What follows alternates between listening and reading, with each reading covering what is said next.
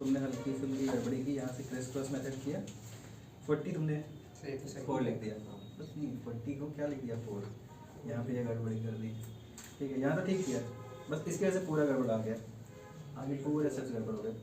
तब भी 4 मार्क्स का था, 1.5 मैंने काटे बिकॉज यहाँ से गड़बड़ है, स्टेप्स यहाँ के मार्क्स दिए बिकॉज इसने जस्ट स्पीड है ना, स्पीड और न्यू स्पीड है ना, जो भी था वो रिवर का उसको रखता है। और यहाँ पे इस सवाल बहुत अच्छा था, 5th का फर्स्ट इससे पूछा था रिमाइंडर थ्योरम का यूज़ करके पता करना था, है ना, find the reminders obtained when इतना is divided by this and this.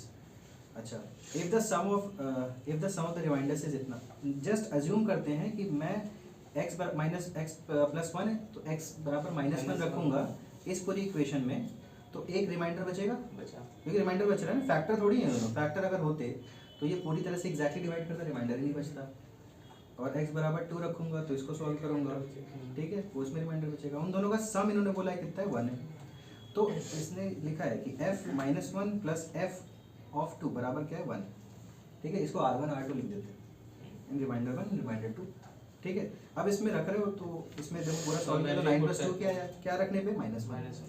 अच्छा, सेकेंड इसने रखा, देखो x जब 2 रखा तो आया 24 + 5, इधर आ जाओ थोड़ा, है ना, और दोनों वैल्यू को सॉल्व कर दिया, ठीक है। तो k बराबर क्या है -2, ठीक है। इसको सॉल्व करके दोनों इक्वेशंस को बराबर कर दिया भाई, दोनों रिमाइंडर क्या आ रही है, तो दोनों को जोड़ दो, सम का मतलब क्या, दोनों को जोड़ दिया इस इक्वेशन को बराबर, ये गड़बड़ी कर रहे थे बस बाकी पेपर्स में। और दूसरे वाले में दूसरा एक और सवाल ऐसे ही दिया था, एक और ऐसा दिया था, लेकिन बस लैंग्वेज बदली थी। क्या तो बदला था, 2 इक्वेशंस थी, ठीक।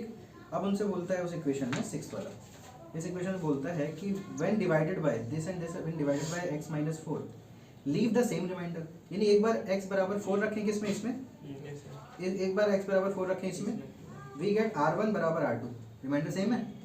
रिमाइंडर अगर ये फैक्टर होता तो ये पूरी वैल्यू क्या आती, 0। नहीं, फैक्टर क्या करता है, पूरी तरह डिवाइड करता है, बचाता थोड़ी ना कुछ, ठीक है। रिमाइंडर में कुछ बचता ही नहीं है, तो यहाँ पे रखेंगे तो कुछ रिमाइंडर बचेगा, और यहाँ पे x बराबर 4 रखेंगे तो रिमाइंडर बचेगा। देखो इसमें रखा है f4 बराबर f4, दोनों बराबर है, या f पहले R1 बराबर f R2 लिख देते, देन सॉल्व कर देते, कोई दिक्कत नहीं, चलेगा ये भी, ठीक। दोनों वैल्यू रखी, 4 सॉल्व किया, p की वैल्यू क्या आ गई, 1, फुल मार्क्स, ठीक है। बहुत अच्छे रिमाइंडर्स, x की वैल्यू 4 है, p की वैल्यू। और तुम लोग कुछ और भी पूछो यार, नहीं मैट्रिक्स में हाँ, इसका पहले तुम्हें ऑर्डर तो देखना चाहिए था, इसका क्या ऑर्डर होगा तब ये आएगा ना, इसका क्या ऑर्डर, जैसे ये और ये मल्टीप्लाई कर रहे हैं तब ये मिल रहा है, we are multiplying 2 × 2 matrix with some matrix let's say a × b, इसका ऑर्डर है, इसके एलिमेंट्स को मान लो क्या, पहले इसका ऑर्डर निकाल लेते हैं, ऑर्डर कैसे निकालेंगे, हाँ पहले ये इसने डायरेक्टली कर दिया है ना, वो ऊपर से गड़बड़ हुई है। इसका ऑर्डर कितना है, 2 × 1, तो हमारा जो ये a × b है कितना होना चाहिए 2 × 1, यानी a 2 हो जाएगा और ये b 1, यानी हम ऐसा कुछ डिब्बा बनाए, ये x की ऐसा बनाए जो इसमें दो रोज हो, एक क्या हो, एक कॉलम हो, लेट्स से उसके एलिमेंट्स क्या हैं a और b। अब इसको उठा के रख दो, इक्वेट कर लो, सॉल्व करके चेक कर लो, बस में कंपेयर करना है इक्वेशन बना के, सॉल्व करके, समझ गए।